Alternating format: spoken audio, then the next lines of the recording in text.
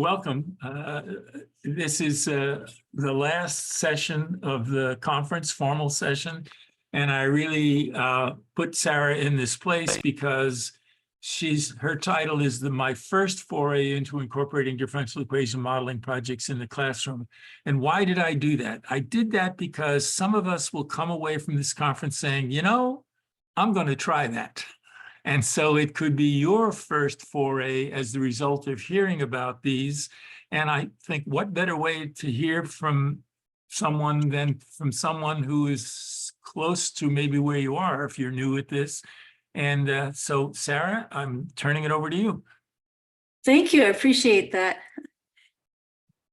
Well, a little background here. I've been teaching college math classes for 25 years. And I love applications. I look around real life with my beady eye trying to figure out what I can apply math to. And of course, it's all over. And one of my favorite classes is linear algebra and differential equations. And it's designed for engineers. They are a great group of students. I love them. My class sizes are about 30 to 40 students. And this is the textbook I'm currently using. It's a great textbook. I use Pearson software, so everything's online.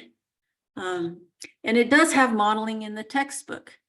Population models, your velocity and acceleration, of course, your mechanical vibrations. We have some mixture problems. I call them tank problems. But here's some challenges. It's very time consuming to explain the background that you need to understand these applications. If I go through and derive a DE, that can take a while. And when I assign an application homework, it takes them a long time and is painful. So I have to be very careful about assigning homework. And here's the clincher one. Every once in a while, I will get a student evaluation like this one. Only occasionally saw what purposes this math had. And I would like to see more how some of these concepts could apply better. So I take those to heart.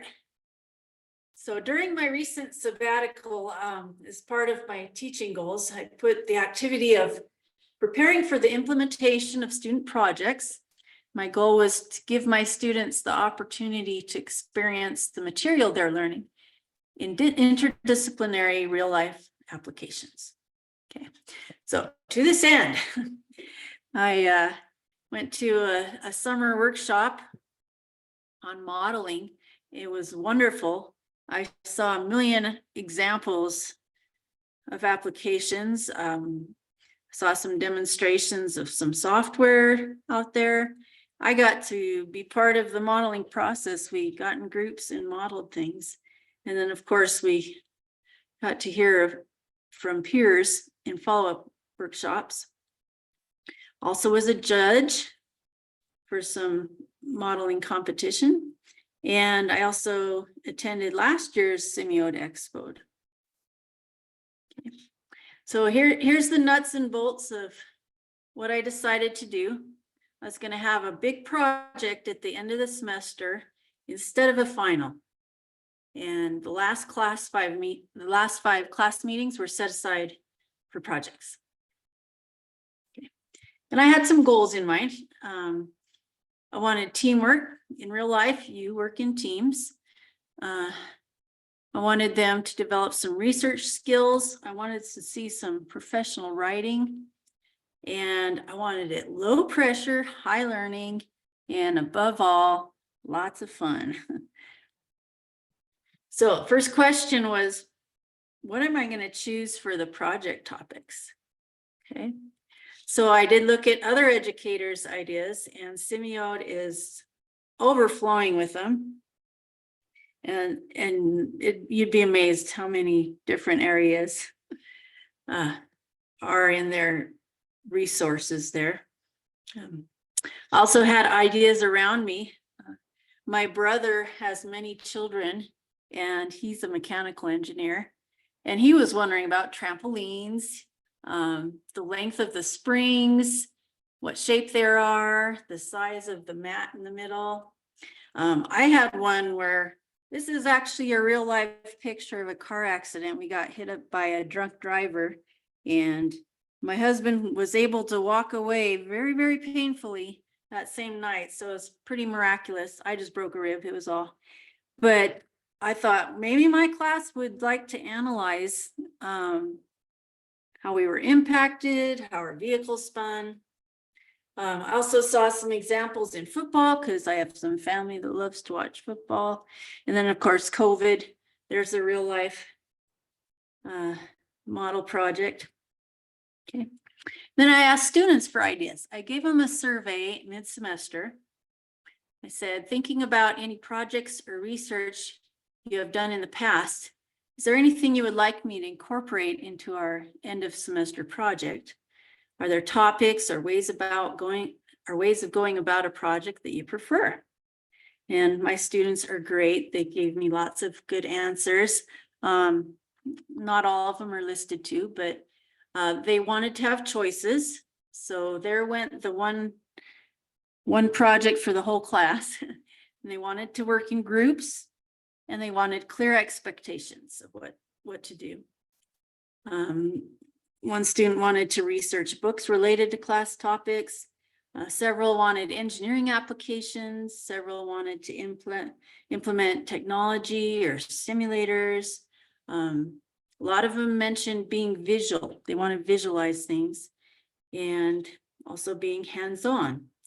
And then some wanted to discuss careers or DEs with engineering professionals.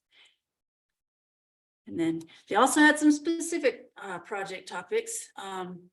One said outflows or rainwater fill of a dam. Someone mentioned football. Someone mentioned efficiency of vehicles. One had an earthquake application.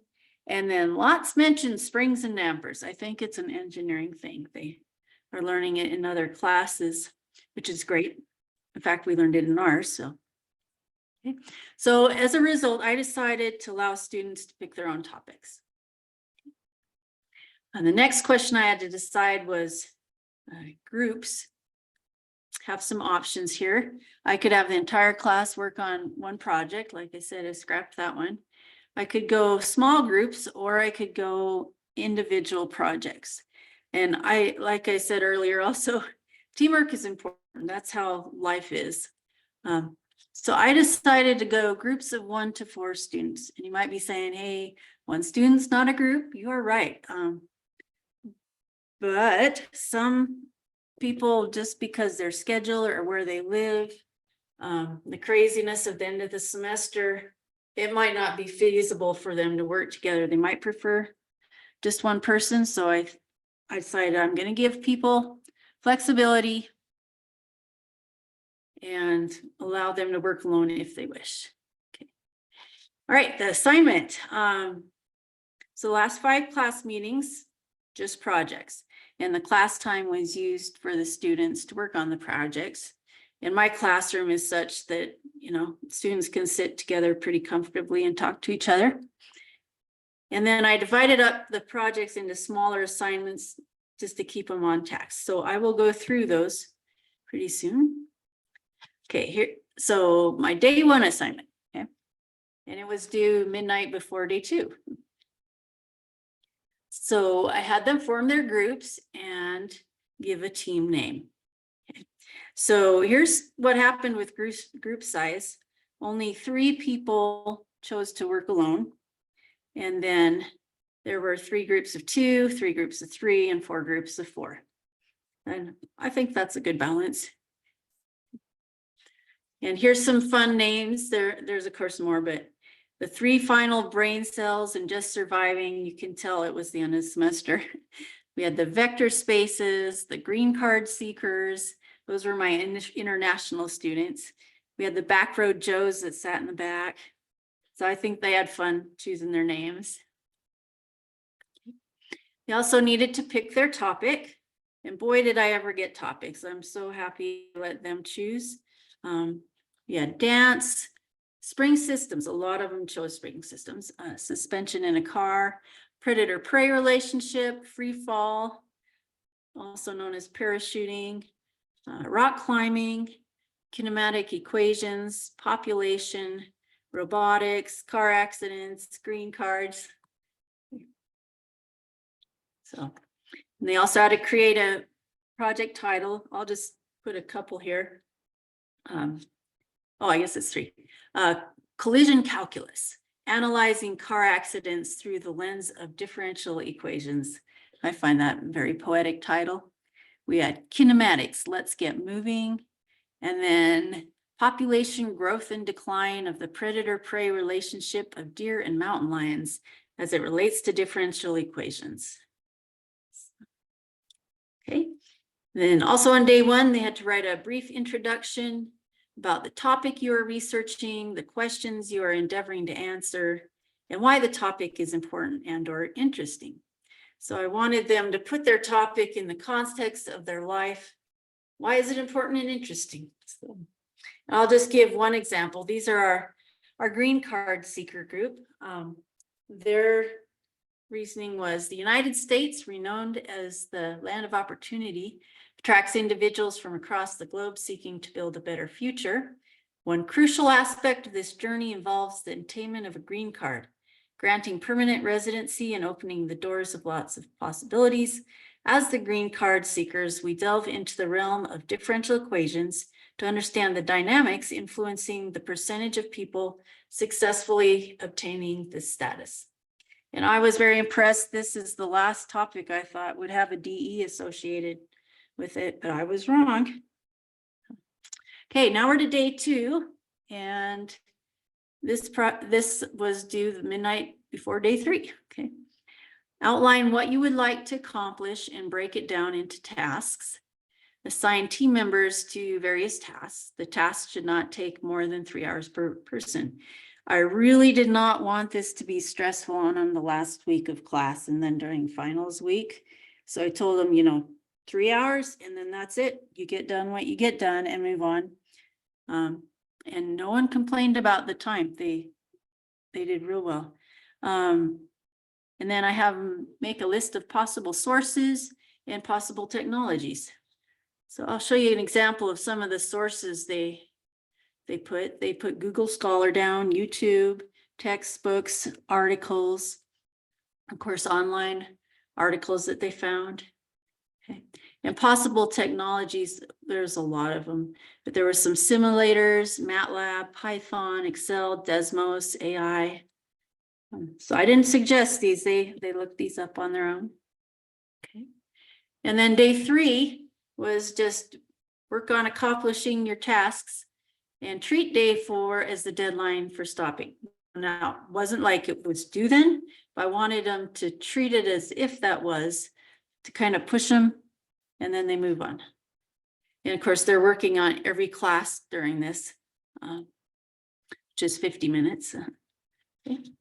And then day 4 was write a brief progress report of how the tasks went. And here's an example of one I received. I managed to find a few simulations of population growth online. And after reading through some articles about environmental sciences, I better understand what factors can affect population growth in an environment and how multiple competing species can impact one another in a given environment. So I just wanted a brief thing. And then if there was issues, I'd know about them and can step in before it's too late. Okay. And then day 5, they were to write a rough draft of the project report. I just said at least 5 pages. I should have put in there, include some graphics of some form, but next time. And so when I went through and graded the rough drafts, a lot of them were excellent. They didn't need any revising. And so I put that in my grading. You can submit this as your final report if you wish. And then some of them I said, this is great, but we still need to do this. And then they had an idea. Okay. And then finals week, which for us is 4 days. The last day of finals, 11:59 p.m. They needed to submit the final draft of the project report, and Most of them were done way ahead of time, which again says I didn't overburden them or stress them out that I know of. So I'll just show a few examples of projects. I wish I could show you them all, but I just picked 3 or 4 to kind of give you a glimpse. One group did dancing through differentials, how differential equations explain dance. And one of the students in the group had experience in dancing and injured herself. And she found a teacher who was actually patenting some exercises to help minimize injury and maximize performance. But each exercise had a mathematical equation attached to it, explaining how each muscle is affected, as well as how each muscle affects the others around it. This inspired our project. And I was so happy that they took something close to their own life and made a project out of it. This is just a graphic from their project. Another one was spring systems, calculating spring systems with external sine forces. Now, this was something we had learned the math in class, but this student created a MATLAB program where you'd input variables and it would output the pictures. And she did it in Desmos as well as MATLAB. And there you can see an example of one of her graphs. Okay. We had a mass spring system, and they had some beautiful pictures. They described how different scenarios affect mass spring systems with damping.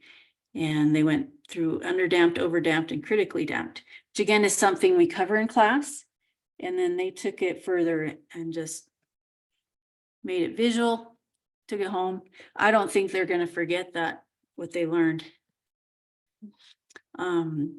And then robotics, turning differential equations into a robot.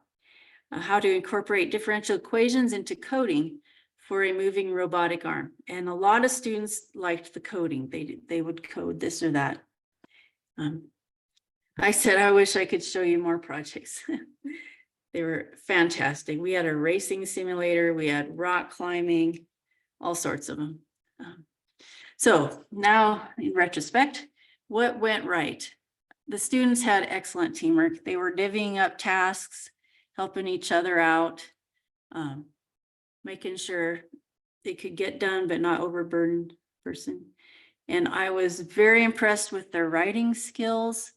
College is worth it, everyone. You should go. Very professional. I saw great variety of topics, and I didn't feel like I burdened the students and stressed them out. I didn't see a half-hearted effort anywhere. It was all well done. So what went not so right?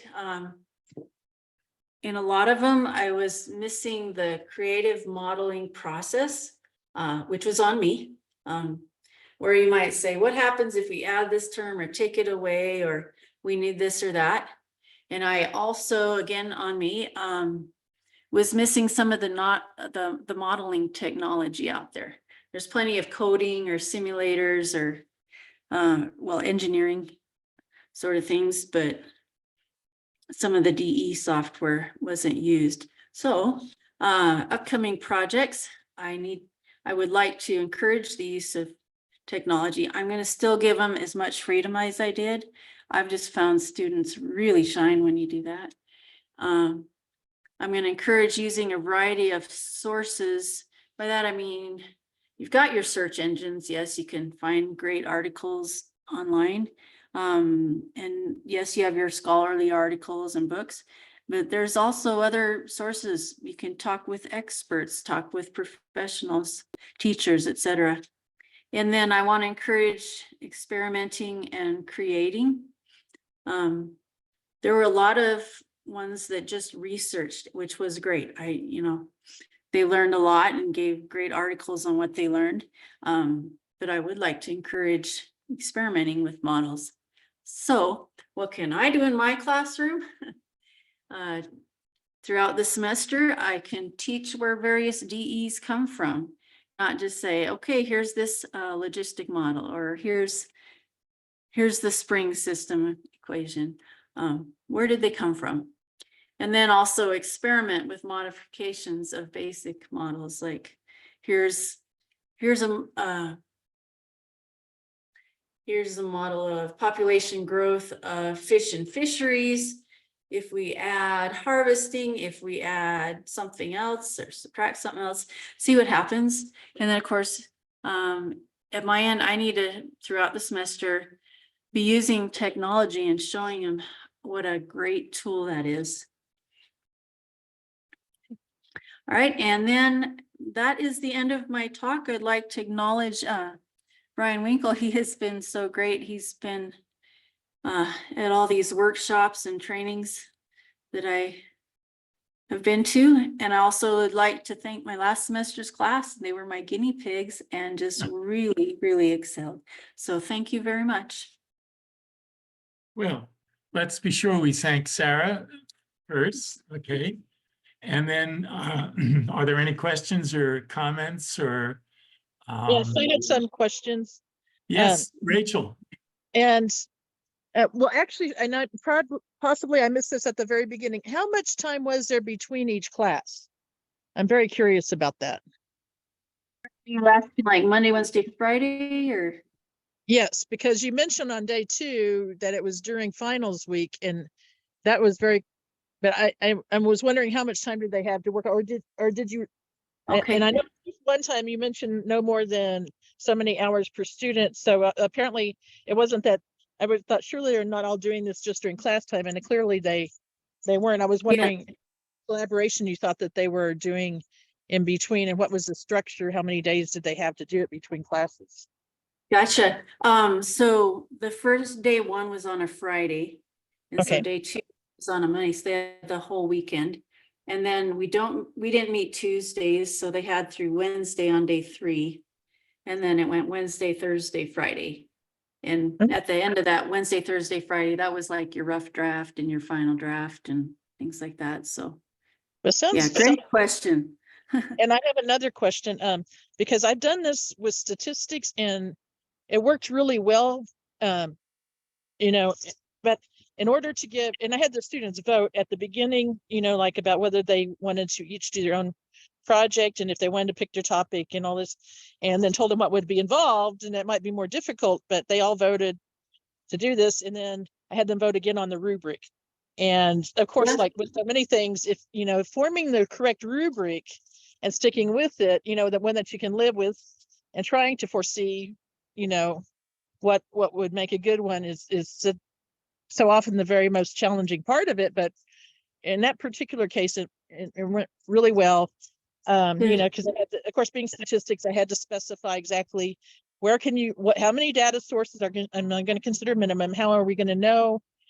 How are we going to judge whether those are reputable data sources? And, we had to really get into it because they're doing their own surveys and got permission from the school to do surveys and things. So, we're trying to think what's going to be something that's going to cover all of this, but it takes a lot of time. But I think that's really the most crucial part if you're going to do grading by rubric and something like that. So absolutely. Yeah, I teach stats too, and I did mini projects in that class, just every few weeks, one project, but I love it. It's fun. Thanks. So just like I do in many talks, I want to suggest that Sarah could write up an article. Primus would be very interested in the technical details and the timetable and the practical kinds of notions, as well as the rewards that you pointed out in the end. And you learn something. You learn that you're better off letting them pick their topics than you prescribing even multiple ones. Certainly, I was beginning to think at the beginning of your talk, you would do what I might do, namely, we're all going to work on this project. And then you realize, no, well, maybe we'd work on several, and then I'll let you choose. Just sharing that experience in writing in an article is important for faculty to read and sit at home over a cup of coffee and say, I could do that. Maybe I'd do it quite not the same, but getting people to think by having them read about it or come to a conference like this is very important. And I think I won't burden you by saying you owe it to colleagues to share this approach you've taken, but they will appreciate it. So thank you very much for that. Well, thank you. Do you recommend a particular journal?